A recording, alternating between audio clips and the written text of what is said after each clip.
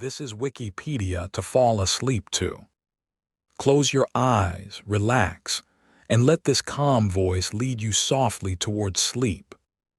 Tonight's first topic is Paulino Matip Nhial. Paulino Matip Nhial.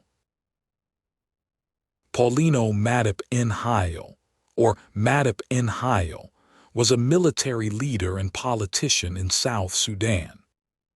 Early career, Paulino belonged to the Bull section of the Newer People. He joined the Nyanya separatist force during the First Sudanese Civil War, but after the peace agreement of 1972, he did not join the Sudanese army. In 1975, he again became a rebel in Bilpam and moved to Ethiopia. The Second Sudanese Civil War started in 1983 and was to continue until 2005. Paulino became a member of Nyanya II, and in 1985 returned to Unity State, Western Upper Nile, armed and supported by the government. He was opposed to the Sudan People's Liberation Army (SPLA), which had attacked Nyanya II in 1983. Fighting with Brigadier Omar al-Bashir, then an army officer but soon to lead a coup and become president of Sudan. Early in 1989, he recaptured Mayhem in Unity State from the SPLA. In 1991, Paulino joined Riek Machar's faction. Paulino's Bull Newer territory around Mankian and Mayhem in Unity State is close to both Kordofan and Bahr al-Ghazal, and well situated for trade. He established an autonomous trading empire dealing in locally grown sorghum and in cattle looted from the Dinka people or purchased in the cattle market at Lur. After the Nasir faction led by Riek Machar split from the SPLA mainstream, Paulino nominally joined this faction, but in practice retained his independence of action. His headquarters grew in importance as a center for trade between the Arabs and Western Nuer, exchanging manufactured goods for cattle. SSDF leader after signature of the Khartoum Peace Agreement of 1997, Paulino's forces were technically incorporated into the South Sudan Defense Forces, SSDF. In September 1997, he tried unsuccessfully to become governor of Unity State. The government recognized his militia, the South Sudan Unity Movement/Army, in March 1998. The government supplied arms and ammunition and named Paulino a major general in the Sudan Armed Forces. Riek's opposition to his governorship bid had caused a rupture between the two, and in July 1998 Paulino's troops took and sacked Lur, Riek's former base. Although the SSUM became fragmented, with fighting between units led by rival commanders, it was the most powerful militia of people from the south that opposed the SPLA in the war.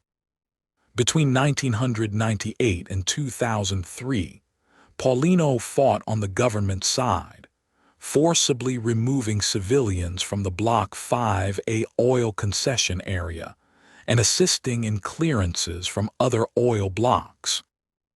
In 1998 to 1999, Paulino's fighters and government troops clashed with Riek Machar's SSDF forces in a struggle for control of the Unity State oil fields.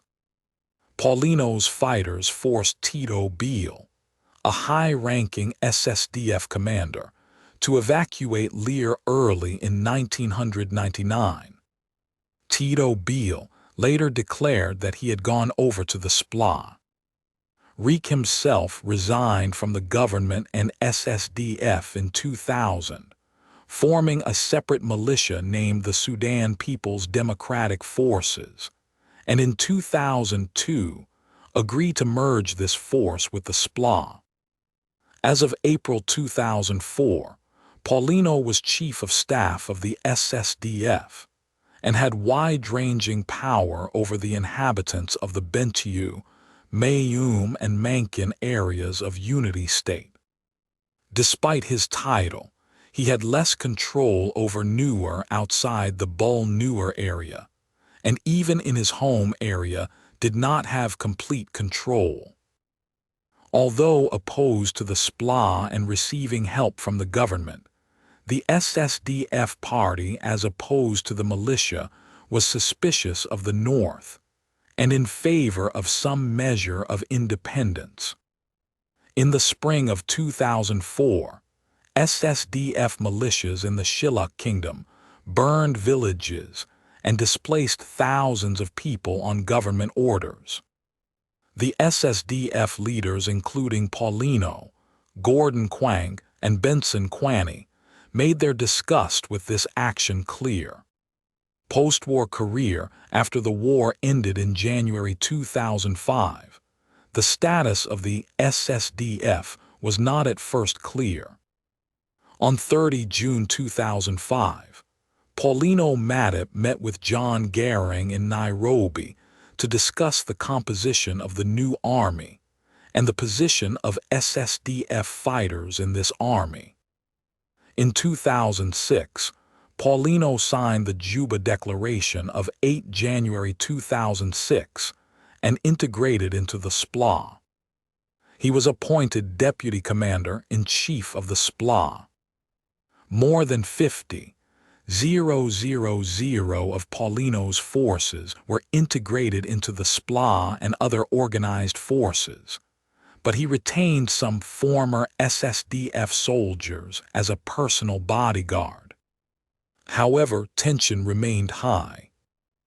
In October 2006, Paulino aired accusations that his troops were being sidelined in the appointments being made within the SPLA. In May 2007, Paulino had to dispel rumors that he had died after seeking medical treatment in South Africa. In August 2008, he visited the United States for medical treatment. In May 2009, Paulino was promoted to the rank of First Lieutenant General, while Major General James Hoth Mai was promoted to Lieutenant General and appointed the SPLA Chief of Staff. In October 2009, it was reported that around 300 of Matip's guards were being airlifted to Juba by the United Nations. A week before, there had been a clash between soldiers guarding Matip's residence in Bentiu and another SPLA unit, in which one report said 10 people died, mainly soldiers. Another report gave the casualties as 15 soldiers and 3 civilians dead, and 31 others injured. According to Riek Machar, now Deputy President of South Sudan, Paulino Matip's house was attacked by heavily armed soldiers supported by tanks.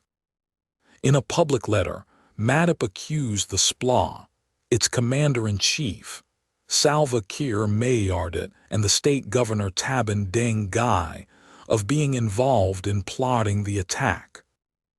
In March 2011, a presidential advisor said a plot had been discovered to assassinate Riek Machar. The vice president, Paulino Matip, Thomas Cirillo, Ismail Kony, Augustino Jadalawani, and Isaac Abudo Mammer. This came during growing tension as independence approached. The Khartoum government was thought to be trying to stir up dissensions among former rivals in the South.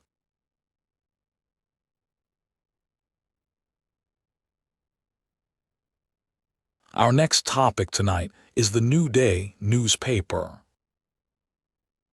The New Day newspaper The New Day was a British compact daily newspaper published by Trinity Mirror, launched on 29 February 2016. It was mainly aimed at a middle-aged female audience and was politically neutral. The editor, Alison Phillips, intended readers to get through the newspaper in under 30 minutes.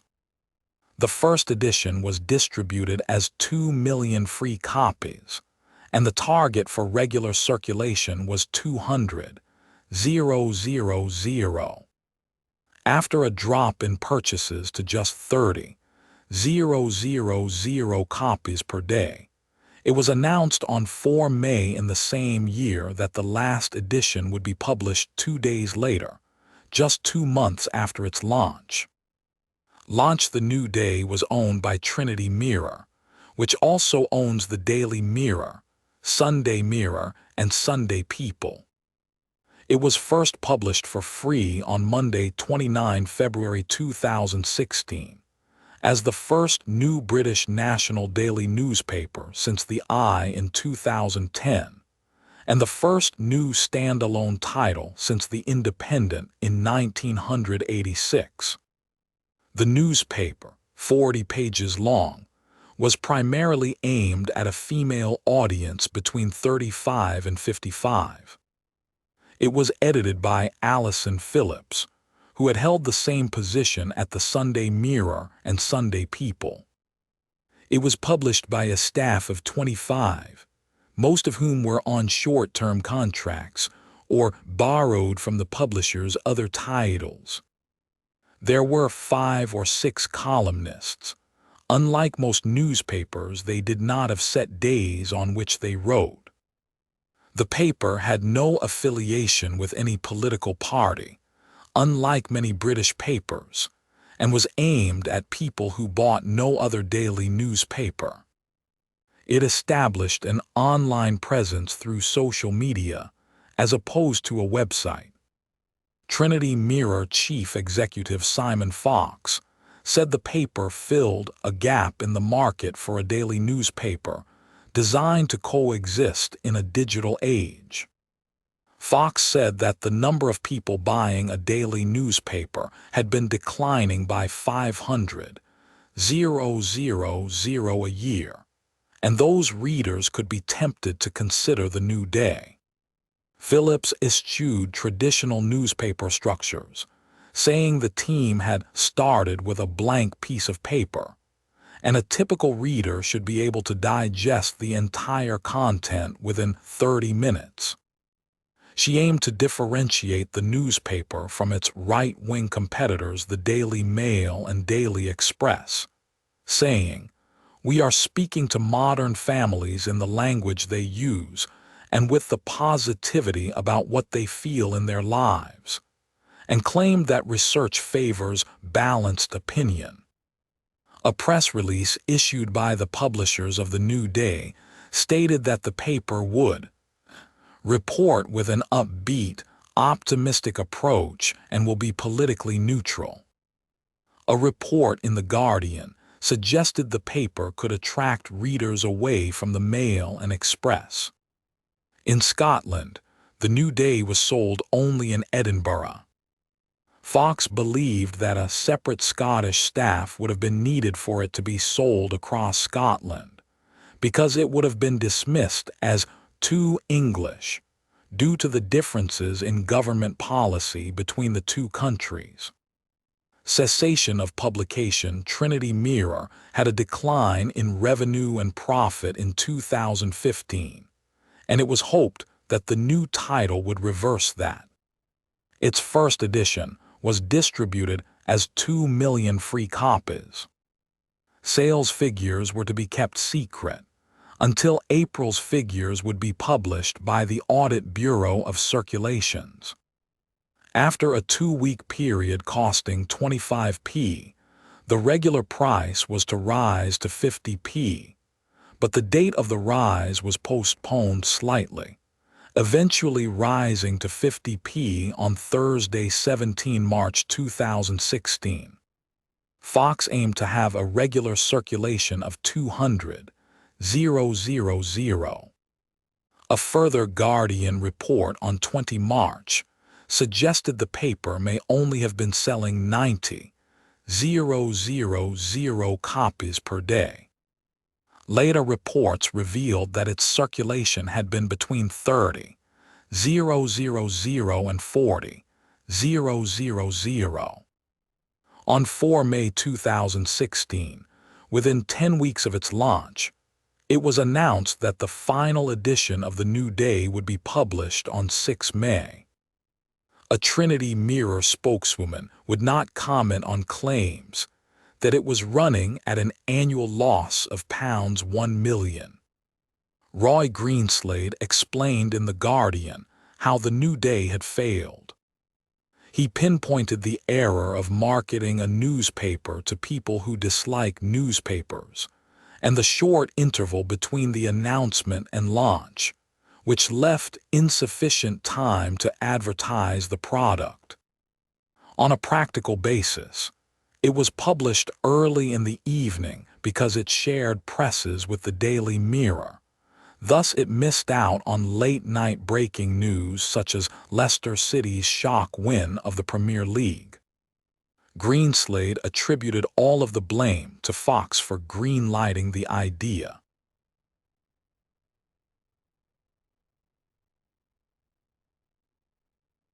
Our next topic tonight is ringed space. Ringed space. In mathematics, a ringed space is a family of commutative rings parametrized by open subsets of a topological space together with ring homomorphisms that play roles of restrictions.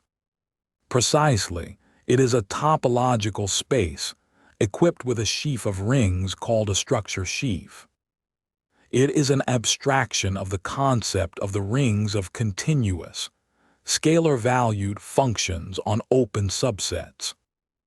Among ringed spaces, especially important and prominent is a locally ringed space, a ringed space in which the analogy between the stalk at a point and the ring of germs of functions at a point is valid. Ringed spaces appear in analysis as well as complex algebraic geometry and the scheme theory of algebraic geometry. Note, in the definition of a ringed space, most expositions tend to restrict the rings to be commutative rings, including Hartshorne and Wikipedia. Elements de géométrie algébrique, on the other hand, does not impose the commutativity assumption, although the book mostly considers the commutative case. Definitions: a ringed space, X, OX, x, mathcal OX, is a topological space X x together with a sheaf of rings OX mathcal OX on X x. The sheaf OX mathcal OX is called the structure sheaf of X x. A locally ringed space is a ringed space X, OX, x, mathcal OX, such that all stalks of OX mathcal OX are local rings, that is, they have unique maximal ideals. Note that it is not required that OX, U mathcal OX, U be a local ring for every open set U U. In fact, this is almost never the case. Examples: an arbitrary topological space X x can be considered a locally ringed space by taking OX mathcal OX to be the sheaf of real valued, or complex valued, continuous functions on open subsets of X x. The stalk at a point X x can be thought of as the set of all germs of continuous functions at X x. This is a local ring with the unique maximal ideal consisting of those germs whose value at x x is 0 0. If x is a manifold with some extra structure, we can also take the sheaf of differentiable or holomorphic functions. Both of these give rise to locally ringed spaces. If x is an algebraic variety carrying the Zariski topology, we can define a locally ringed space by taking OX, U, mathcal U, to be the ring of rational mappings defined on the Zariski open set U U that do not blow up, become infinite, within U U. The important generalization of this example is that of the spectrum of any commutative ring, these spectra are also locally ringed spaces. Schemes are locally ringed spaces obtained by gluing together spectra of commutative rings. Morphisms: a morphism from x, OX, x, mathcal OX, to y, OY, y, mathcal OY, is a pair f, varphi, where f, x to y f, xdoy is a continuous map between the underlying topological spaces, and phi, oy to f asterisk ox varphi, mathcal oy to f mathcal ox, is a morphism from the structure sheaf of y y to the direct image of the structure sheaf of x. In other words, a morphism from x, ox, x, mathcal ox, to y, oy, y, mathcal oy is given by the following data. A continuous map f, x to y f, xdoy a family of ring homomorphisms phi v, oy v to ox, f-1 v varphi v, mathcal oy v to mathcal ox, f-1 v. For every open set v v of y y that commute with the restriction maps. That is, if v1 v2 v1 subset v2 are two open subsets of y y, then the following diagram must commute. The vertical maps are the restriction homomorphisms. There is an additional requirement for morphisms between locally ringed spaces. The ring homomorphisms induced by phi varphi between the stalks of y y and the stalks of x x must be local homomorphisms. That is, for every x zin x the maximal ideal of the local ring, stalk at f x y f, x in y is mapped into the maximal ideal of the local ring at x zin x. Two morphisms can be composed to form a new morphism, and we obtain the category of ringed spaces and the category of locally ringed spaces. Isomorphisms in these categories are defined as usual. Tangent spaces. Locally ringed spaces have just enough structure to allow the meaningful definition of tangent spaces. Let x x be a locally ringed space with structure sheaf ox mathcal ox.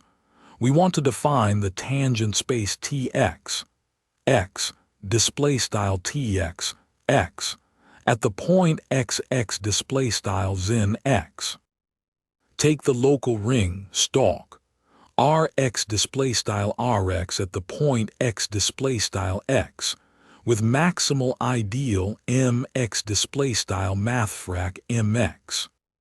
Then kx equals rx mx kx equals rx mathfrak mx is a field, and mx/mx2 display style mathfrak mx/mathfrak mx2 is a vector space over that field, the cotangent space. The tangent space Tx, x display style Tx, x is defined as the dual of this vector space. The idea is the following. A tangent vector at x display style x should tell you how to differentiate functions at x display style x. That is the elements of Rx display style Rx. Now it is enough to know how to differentiate functions whose value at x display style x is 0, since all other functions differ from these only by a constant, and we know how to differentiate constants. So we only need to consider mx display style mathfrak mx. Furthermore, if two functions are given with value 0 at x display style x, then their product has derivative 0 at x display style x by the product rule. So we only need to know how to assign numbers to the elements of mx/mx2 display style mathfrak mx/mathfrak mx2, and this is what the dual space does. Modules over the structure sheaf. Given a locally ringed space, x, ox, display style x, mathcal ox, certain sheaves of modules on x display style x occur in the applications, the ox display style mathcal ox modules. To define them, consider a sheaf f display style mathcal f of abelian groups on x display style x. If fu display style mathcal f u is a module over the ring ox u display style mathcal ox u, for every open set u display style u and x display style x, and the restriction maps are compatible with the module structure, then we call f display style mathcal f an ox display style mathcal ox module. In this case, the stalk of f display style mathcal f at x display style x will be a module over the local ring stalk rx display style rx for every xx display style zin x. A morphism between two such ox display style mathcal ox modules is a morphism of sheaves that is compatible with the given module structures. The category of ox display style mathcal ox modules over a fixed locally ringed space, x, ox, display style x, mathcal ox, is an abelian category. An important subcategory of the category of ox display style mathcal ox modules is the category of quasi-coherent sheaves on x display style x. A sheaf of ox display style mathcal ox modules is called quasi-coherent if it is, locally, isomorphic to the cokernel of a map between free ox display style mathcal ox modules. A coherent sheaf f display style f is a quasi-coherent sheaf that is, locally, of finite type, and for every open subset u display style u of x display style x, the kernel of any morphism from a free ou display style mathcal ou module of finite rank to fu display style mathcal fu is also of finite type.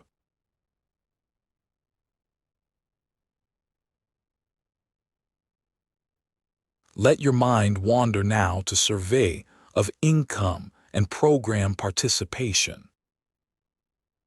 Survey of income and program participation. The Survey of Income and Program Participation, SIP, is a statistical survey conducted by the U.S. Census Bureau. The SIP is designed to provide accurate and comprehensive information about the incomes of American individuals and households and their participation in income transfer programs. The survey's mission is to provide a nationally representative sample for evaluating annual and subannual income dynamics, movements into and out of government transfer programs, family and social context of individuals and households, and interactions among these items. A major use of the SIP has been to evaluate the use of and eligibility for government programs, and to analyze the impacts of options for modifying them. SIP data are used to evaluate the effectiveness of federal, state, and local government programs. Methods: the SIP gathers information from a series of panels, each with 14, 000 to 37, 000 households. Each panel lasts from 5 to 4 years. The SIP sample is a multi-stage stratified sample of the U.S. civilian, non-institutionalized population. The respondents are all household members 15 years or older. Each wave of interviews lasts 4 months. Interviews are conducted by personal visits and telephone calls. Certain core questions are asked in every survey. Respondents are asked whether or not they participate in the labor force, what government programs they participated in, and about their incomes. Additional topical modules are added to the SIP survey, sometimes with questions on personal history, child care, wealth, program eligibility, child support, disability, school enrollment, taxes, and annual income. The Census Bureau sponsors the survey under the authority of Title 13 of the United States Code, Section 182.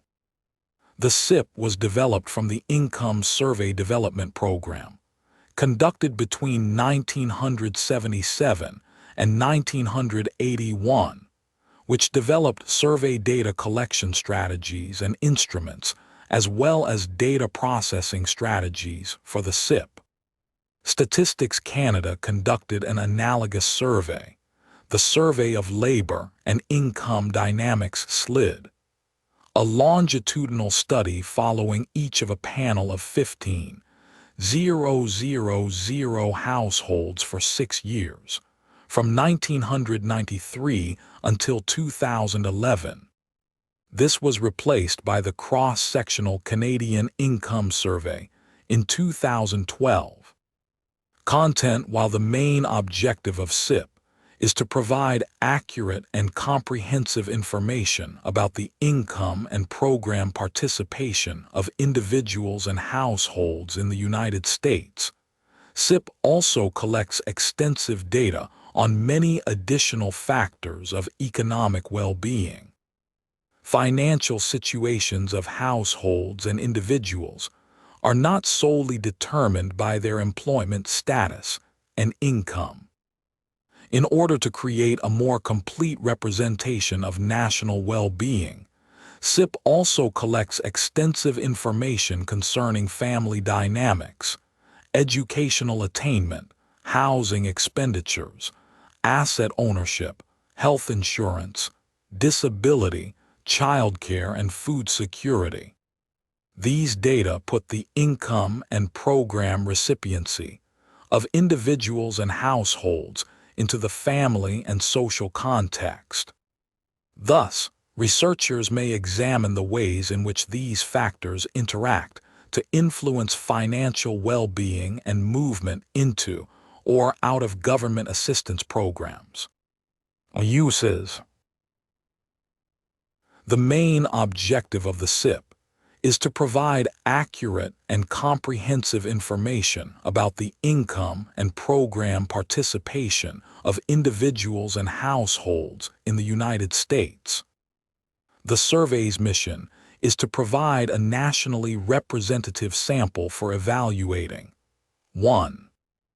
Annual and subannual income dynamics. 2. Movement into and out of government transfer or assistance programs. And 3. Effects of our changing family and social situations for individuals and households. A major use of the SIP has been to evaluate the use of and eligibility for government programs, and to analyze the impacts of modifications to those programs. These kinds of information help in evaluating the economic status of the nation, show how things change, and give policy makers the facts that enable them to make better economic decisions. SIP produces national-level estimates for the U.S. resident population and subgroups. Although the SIP design allows for both longitudinal and cross-sectional data analysis, SIP is intended to primarily to support longitudinal studies. SIP longitudinal features allow the analysis of selected dynamic characteristics of the population, such as changes in income, eligibility for and participation in transfer programs, household and family composition, labor force behavior, and other associated events. One of the most important reasons for conducting SIP is to gather detailed information on participation in transfer programs. Data from SIP allow analysts to examine concurrent participation in multiple programs. SIP data can also be used to address the following types of questions. How have changes in eligibility rules or benefit levels affected recipients? How have changes in the eligibility rules affected the program target population, that is, those eligible to receive benefits?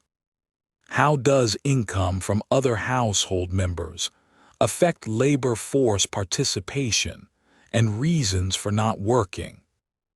How do wealth and income patterns differ for various age, gender, and racial groups? Because SIP is a longitudinal survey, capturing changes in household and family composition over a multi-year period, it can also be used to address the following questions. What factors affect change in household and family structure and living arrangements? What are the interactions between changes in the structure of households and families and the distribution of income? What effects do changes in household composition have on economic status and program eligibility? What are the primary determinants of turnover in programs such as food stamps? What factors affect change in household and family structure and living arrangements?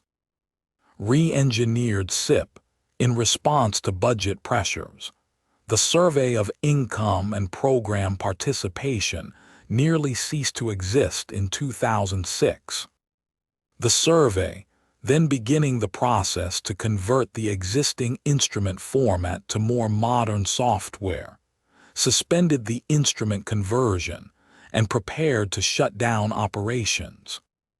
The strident backlash and public petition from the public policy, academic, and partner agency communities led a large contingent of senators and representatives from Congress to endorse the petition to request the reinstatement of SIP funding.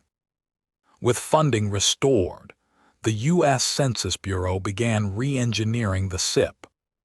The re-engineering focused on several key goals, including reducing burden on respondents, reducing program costs, improving accuracy, improving timeliness and accessibility, and improving relevance.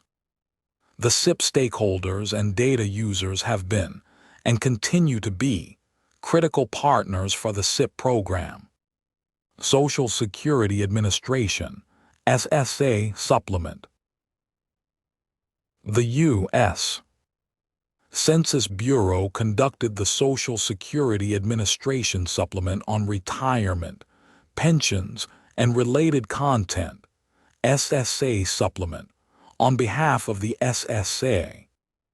The SSA Supplement is a separate survey from the Survey of Income and Program Participation, SIP, even though the sample includes households that completed 2014 Wave 1 SIP interviews. The topics included in the SSA Supplement are from previous SIP panel topical modules.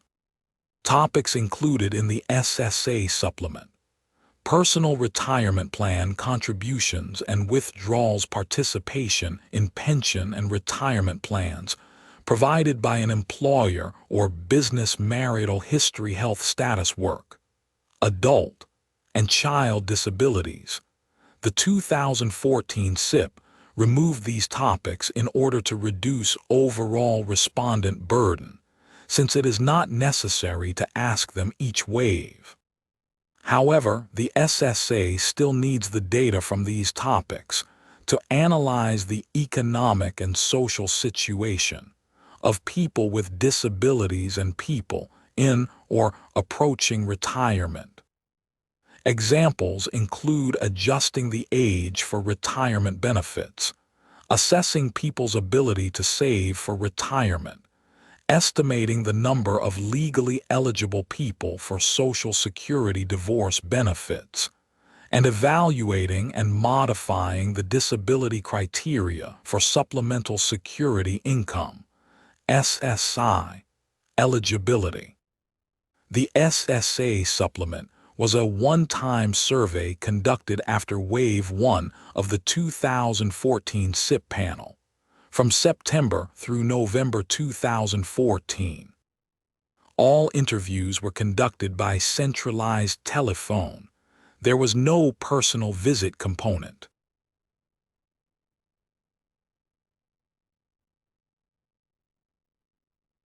When you are ready, we move on to regularization linguistics.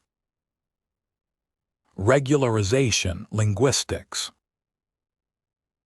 Regularization is a linguistic phenomenon exemplified by the replacement of irregular forms in morphology or syntax with regular ones. It has been observed in language acquisition, language development, and language change contexts. Regularization is a common process in natural languages. It has been formally defined as a reduction in entropy. Regularized forms of words can replace irregular ones or coexist with them. Types of regularization. Regularization in child speech. Examples of regularization can be often found in child speech, since they may expect a language to be predictable and regular. A child learner of English may choose to say gooses instead of the irregular plural geese. Another example could be a child regularizing the past tense suffix ed to all verbs, resulting in I goed instead of I went. Research studies have also shown that deaf children learning ASL from their non-native signing parents still regularize the language, even if their parents consistently use irregular forms. In one study, the deaf child used regularized morphemes 90% of the time, compared to his parents who did so only 70% of the time. Regularization in adult speech. Adults can also regularize words. Regularization has occurred throughout history. In Middle English, for instance, the irregular plural form for cow, kine, fell out of use after being replaced with cows. Overregularization, erroneous regularization, is also called overregularization. In overregularization, the regular ways of modifying or connecting words are mistakenly applied to words that require irregular modifications or connections. It is a normal effect observed in the language of beginner and intermediate language learners, whether native speaker children or foreign speaker adults. Because most natural languages have some irregular forms, moving beyond overregularization is a part of mastering a language. Usually, learners' brains move beyond overregularization naturally, as a consequence of being immersed in the language. The same person may overregularize a linguistic form only sometimes in everyday speech. This results in regularized forms of words coexisting with irregular versions, such as formulae and formulas. Native speaker adults can overregularize, but this does not happen often. Justification for regularization. Many reasons have been given for why regularization occurs. The most common one is that humans prefer regularity over randomness, especially young children. As we age, adults begin to memorize words based on probabilistic patterns instead. Other accounts of regularization argue that it occurs because of constraints on human memory. Word retrieval, when particularly difficult, chooses the most easily accessible form, resulting in regularization. Another reason for regularization has to do with the frequency of a word. Less frequently used words are more likely to be difficult to retrieve by both child and adult speakers alike. As a result, they may be more likely to choose a regular form for them. A study by researchers at MIT found that a verb used 100 times less frequently will regularize 10 times as fast. Comparison with phonetic overcompensation. Phonetic overcompensation is a form of hypercorrection. Native speaker children do not make phonetic overcompensation errors in the same manner or degree that foreign speaker adults do, because they do not carry the baggage of an earlier language's differences. However, overcompensation can happen to a native monolingual speaker, either due to misspeaking or to a minor Freudian slip. Both could possibly involve neurologic processes that are analogous to phonetic overcompensation. It can be compared and contrasted with overregularization. In both cases, a learner must master the automatic overriding of a rule to the point that it happens unconsciously and instantly, one case being phonetic, the other being morphologic. The neurologic mechanisms of how that happens are still being investigated. Perhaps the brain needs practice in sidestepping the rule entirely, as the needed objects are called directly instead of being derived on the fly via the rule.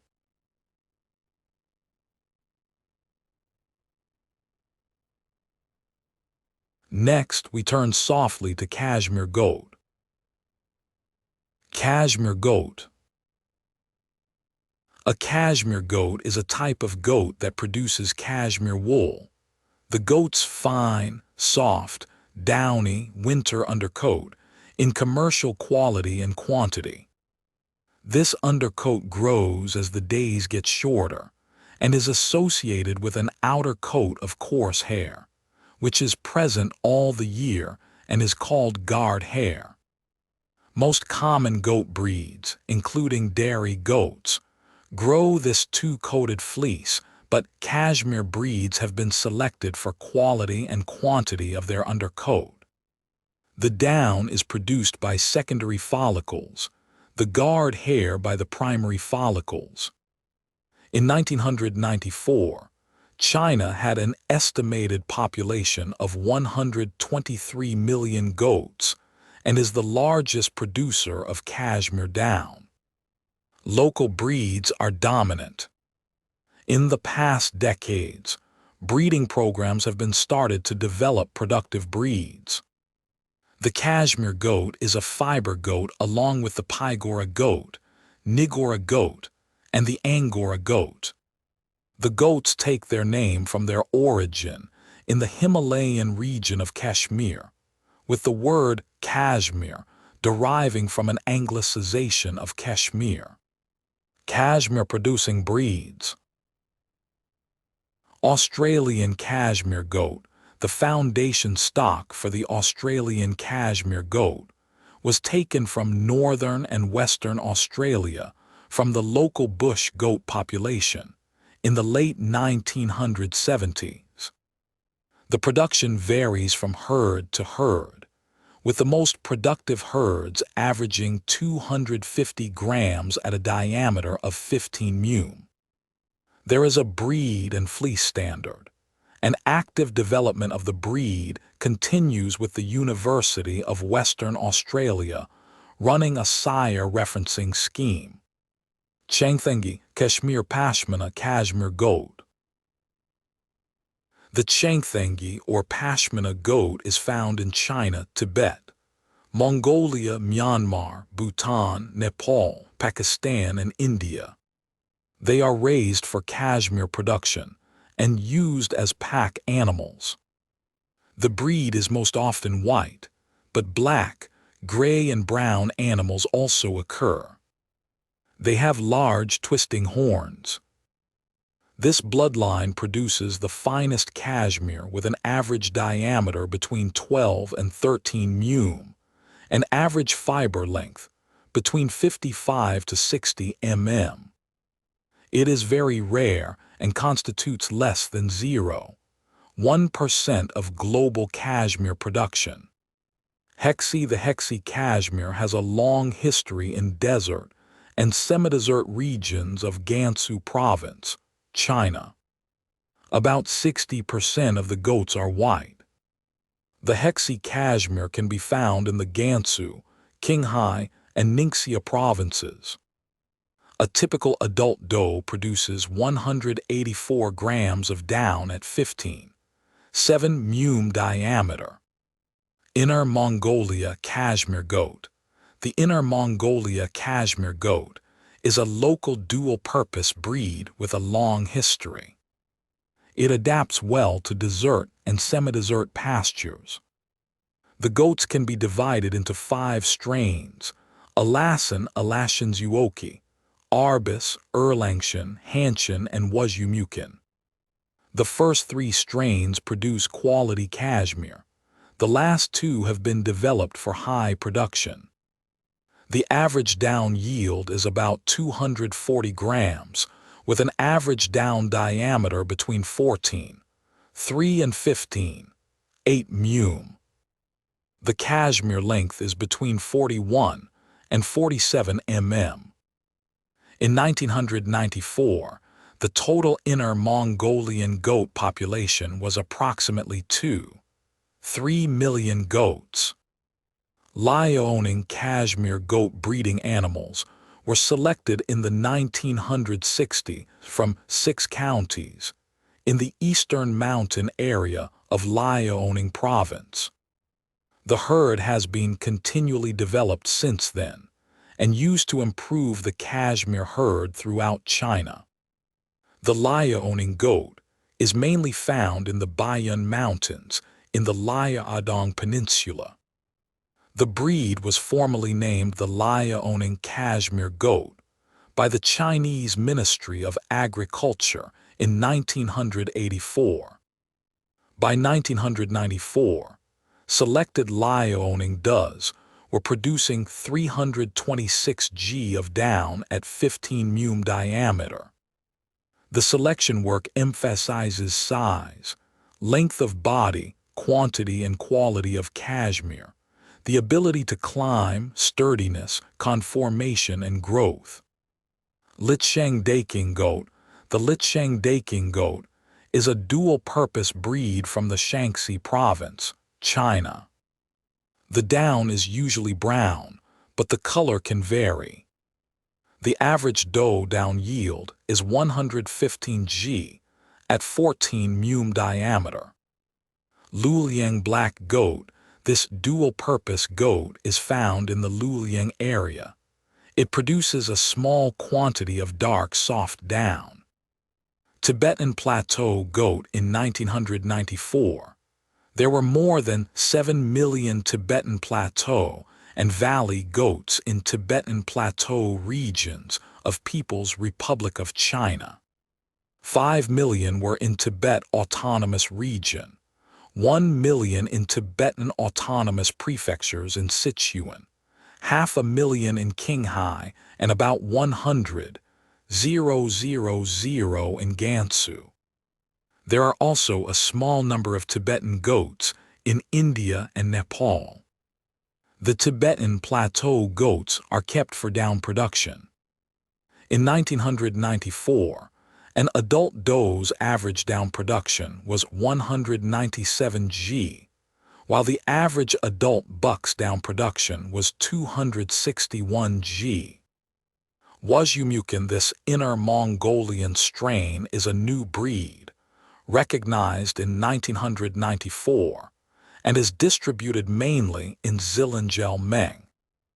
The development of the breed started in 1980. By 1994, the breed had 372 nucleus herds and 681 selection herds. The bucks have thick, long horns, and 85% of the does are horned. 98% of the herd is white. The developers of the breed claim the luster of the fleece is better than the Liaoning goat. The average production of a Wazhumukin adult does in 1994 was 285 g at 15.6 μm diameter. The average down length was 46 mm. Zala-Jinst white goat. The Zala-Jinst white goat is the only entirely white breed of Cashmere goat in Mongolia, recognized by the Mongolian Wool and Cashmere Association, found in the southwest region of the Gobi Desert, where it has adapted well to Gobi Desert nomadic herding. The average Cashmere production for males is 380 grams. Adult female is 290 grams, with fibers averaging 0 to 16.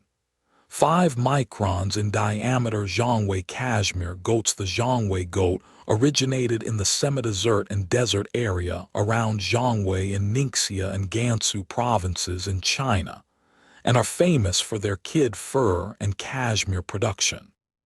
The average fiber production for does is 216 g at 15 μm diameter.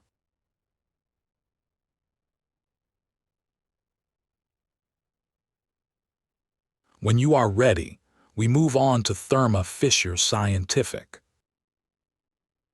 Thermo Fisher Scientific. Thermo Fisher Scientific Inc. is an American life science and clinical research company. It is a global supplier of analytical instruments, clinical development solutions, specialty diagnostics, laboratory, pharmaceutical and biotechnology services. Based in Waltham, Massachusetts, Thermo Fisher was formed through the merger of Thermo Electron and Fisher Scientific in 2006. Thermo Fisher Scientific has acquired other reagent, consumable, instrumentation and service providers, including Life Technologies Corporation, Alpha ESAR, Affymetrix, FEI Company, BD Advanced Bioprocessing, and PPD. It ranked 106 on the Fortune 500 list based on its 2025 annual revenue of $44.556 billion. A history. predecessors and merger Thermo Electron, was co-founded in 1956 by George N. Hatsopoulos and Peter M. Nemikos. Hatsopoulos received a Ph.D. from MIT in mechanical engineering, and Nemikos was a Harvard Business School graduate. The company focused on providing analytical and laboratory products and had revenues of over $2 billion in 2004. Fisher Scientific was founded in 1902 by Chester G.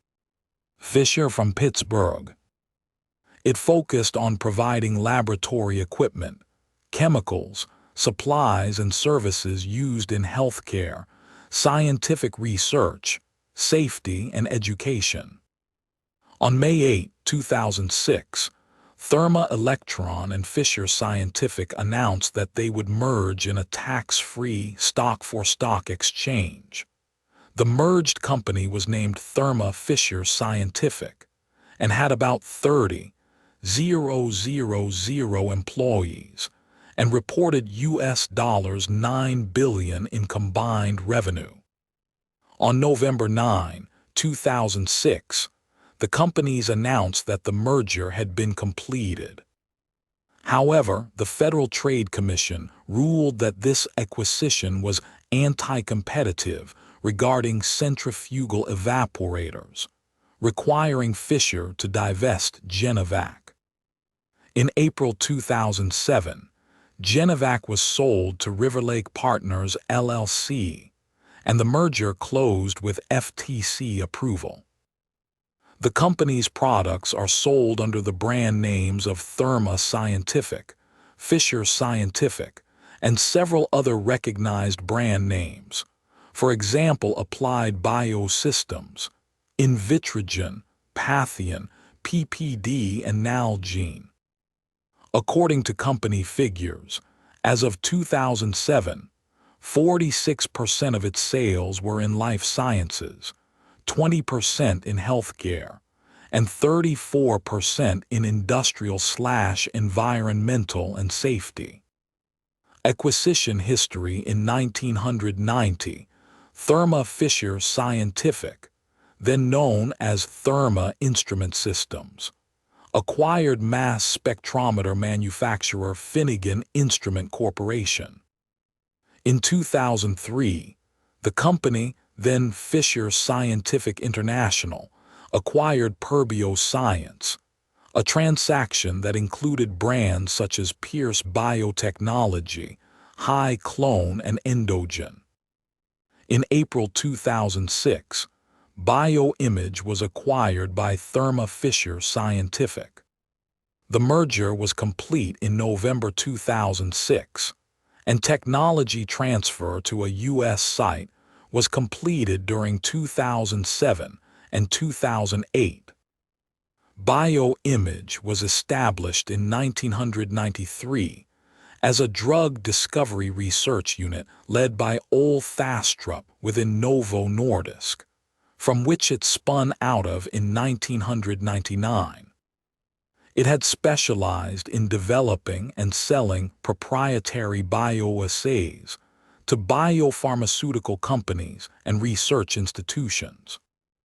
It made broad patents covering enhanced GFP, EGFP, GFP-based biosensors, and any genetically encoded protein fusion to Illuminophore, with subsequent monitoring of the protein's translocation within a cell as the primary readout for drug discovery assays. In December 2010, Thermo Fisher Scientific announced its acquisition of Dionex for $1 billion. In May 2011, Thermo Fisher Scientific Inc. bought Phadia to expand into the testing of allergies and autoimmune diseases for $47 billion, $5 billion in cash. In April 2013, after a competitive bidding with Hoffmann-La Roche, Thermo Fisher acquired Life Technologies Corporation for US $13.6 billion in a deal, adding further service lines related to advanced DNA sequencing and genetic testing. Life Technologies was originally formed in 2008 through a $6.7 merger of Invitrogen, a cell therapy, and Applied Biosystems. The company also acquired Gibco, Grand Island Biological Company, as part of the Life Technologies acquisition. In February 2015, the company announced it would acquire Advanced Scientifics for $300 million in a cash deal. ASI designs, manufactures, and delivers technologies used in bioprocessing. In June 2015, the company announced its intention to acquire Alpha Esar, a global manufacturer of research chemicals, for $405 million from Johnson Matthey, and the acquisition was completed at the end of September. In January 2016. The company announced it would acquire Affymetrix for $1.3 billion. On May 27, 2016, the company announced it would acquire FEI Company for $4.2 billion, a manufacturer of electron microscopes. This acquisition is anticipated to close in early 2017 and will contribute to the growth of Thermo's Analytical Instruments business group. In November, the company announced it would acquire MTI Global STEM, a previously privately held company that develops reagents for cell transfection, neurobiology, and stem cell research. In February 2017, the company acquired Finesse Solutions, Inc., developer of scalable control automation systems and software for bioproduction, after receiving early termination of the waiting period under the Hart-Scott-Rodino Antitrust Improvements Act. The transaction was completed a day later. In March, the company announced it would acquire Core Informatics, provider of cloud-based platforms supporting scientific data management. In August, the company acquired Patheon, a contract development and manufacturing organization serving the pharmaceutical and biotechnology sectors, for approximately $7.2 billion. As of 2017, the company had revenues of $29 billion and was a Fortune 500 company. In September 2018, Thermo Fisher Scientific announced it had signed a definitive agreement with Becton, Dickinson and Company, BDX, to acquire their advanced bioprocessing business. This BD business had annualized revenue of approximately $100 million. As of October 16, 2018, it had been integrated into Thermo Fisher's Life Sciences Solutions segment. In March 2019, Thermo Fisher Scientific announced its entry into the gene therapy manufacturing market with a $1.7 billion cash acquisition for Brammer Bio. In May 2019, Thermo Fisher Scientific partnered with MMJ International Holdings to manufacture drug products developed by MMJ for the treatment of multiple sclerosis and Huntington's disease. In June, the business announced it would acquire mass spectrometry software provider HiChem. In March 2020, Thermo Fisher Scientific received emergency use authorization from the FDA for a test for SARS-CoV-2 to help mitigate the COVID-19 pandemic. Thermo Fisher also partnered with its biopharma customers, including Pfizer and Moderna, to support the development and production of new mRNA-based COVID-19 vaccines. In March 2020, Thermo Fisher Scientific agreed to purchase QIAGEN, a molecular diagnostics company, for $1 billion. In July, the offer for QIAGEN was raised from euros 39 to euros 43 per share, euros 3 billion in total. On August 13, the company announced that its offer to acquire all of the ordinary share had lapsed, and it terminated the acquisition agreement. In August 2020, Thermo Fisher Scientific opened its new Lenexa facility, aimed at boosting the production and manufacturing of COVID-19 testing supplies. In December, the business announced it would acquire Phytonex, Inc. In January 2021, Thermo Fisher Scientific announced it had acquired Belgium-based viral vector manufacturer, Henigen SA, from Group Novacep SAS for euros 725 million in cash, and point-of-care molecular diagnostics provider Mesa Biotech, Inc. for up to 550 million. In April 2021, Thermo Fisher Scientific announced the acquisition of PPD, Inc., a contract research organization, for a total cash purchase price of $17.4 billion plus the assumption of approximately $3.5 billion of net debt. PPD generated $4.7 billion in revenue during FY 2020, and this transaction, which values their company at approximately $29 billion. In November, the business announced it would acquire Pharma Fluidics and its Mu-PAC range of microchip-based chromatography products.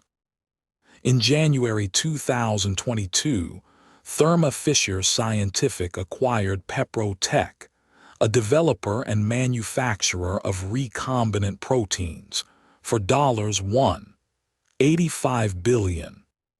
PeproTech became part of Thermo Fisher's biosciences business and was integrated into the Life Sciences Solutions segment.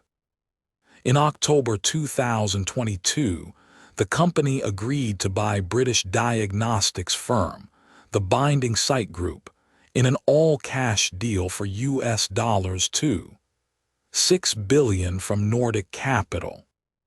The acquisition completed in January 2023. In July 2023, the business announced it would acquire Core Evitas, LLC from Audax Private Equity for more than $900 million in cash. In August 2023, it was announced Thermo Fisher had completed the acquisition for $912.5 million in cash.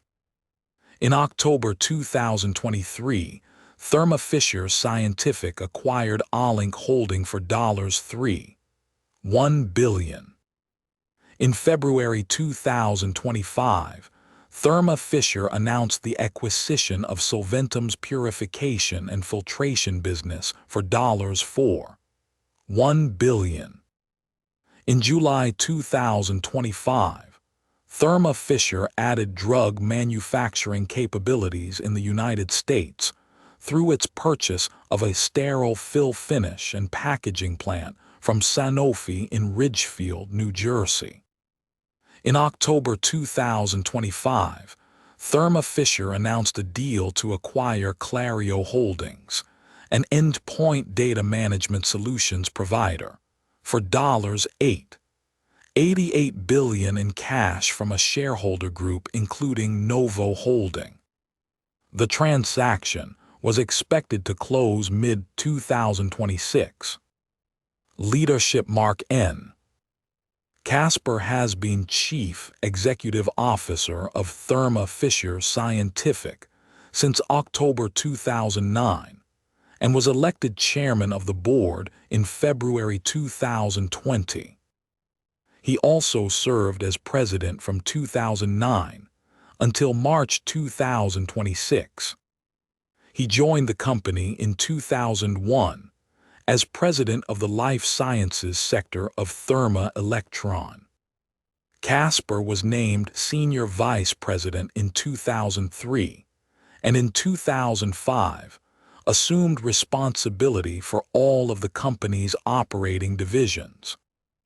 After the merger creating Thermo Fisher Scientific in 2006, he was named Executive Vice President and President of its Analytical Technologies business, and in 2008 he became the company's Chief Operating Officer. Prior to joining Thermo Fisher, Casper served as President, Chief Executive Officer, and a Director of Kendro Laboratory Products. Previously, he worked for clinical diagnostics provider Dade Behring Inc., serving as President, Americas.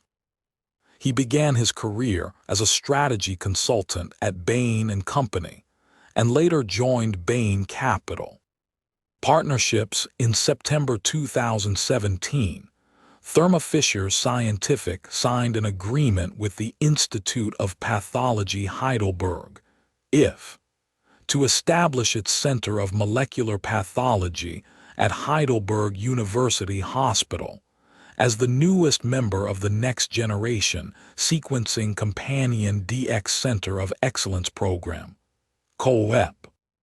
The initiative focuses on establishing strategic collaborations with leading, European-based organizations that can lead studies using Thermo Fisher's Oncomine portfolio of research panels, destined for development as companion diagnostics to help drive precision oncology in the region.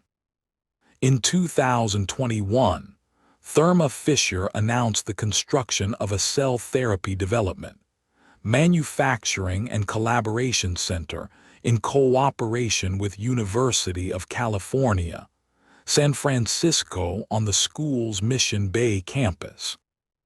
In February 2022, Thermo Fisher Scientific announced a 15-year strategic collaboration agreement with Moderna, Inc.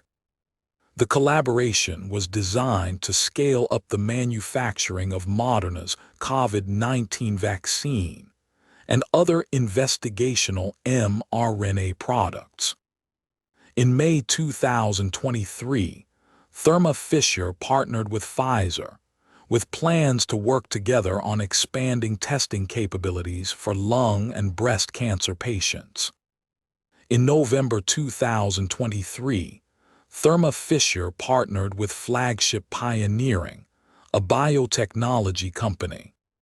Together, they plan to create companies in the biotechnology field. In January 2025, Thermo Fisher partnered with the UK Biobank Pharma Protomics Project, UKPPP, to support the world's largest human protomics study. Using the Olink Explore platform, UKBPPP seeks to analyze more than 400 proteins from 600,000 samples to fuel the discovery of new protein biomarkers that can be used to predict, diagnose, and treat diseases. In February 2025, Thermo Fisher entered a 10-year Virtual Power Purchase Agreement, VPPA, with Exelio to secure 118 megawatts of solar energy, moving its European operations closer to a 100% renewable electricity goal. In June 2025, Thermo Fisher partnered with the Regeneron Genetics Center, which selected the Olink Explore platform for large-scale proteomics investigation, involving nearly 200,000 patient samples, aiming to unlock new insights into the dynamic biology and mechanisms of human disease. Xinjiang and Tibet. In February 2019, Thermo Fisher Scientific announced that it would stop selling its equipment in Xinjiang.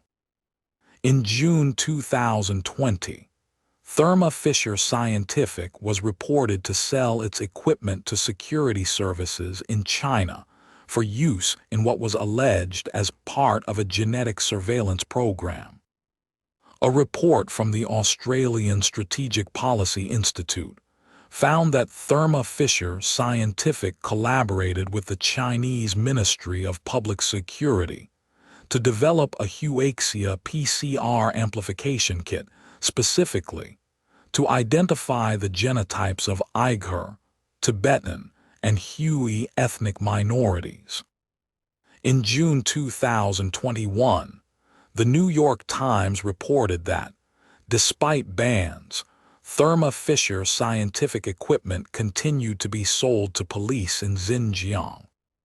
In 2022, following reports that Thermo Fisher Scientific had sold products to police in the Tibet Autonomous Region, the Interparliamentary Alliance on China called on governments to investigate and suspend commercial activities with companies providing the PRC government with technologies to carry out biometric surveillance in the Uyghur region, Tibet, and elsewhere in the PRC, including the PRC state-backed BGI Group and U.S. firm Thermo Fisher.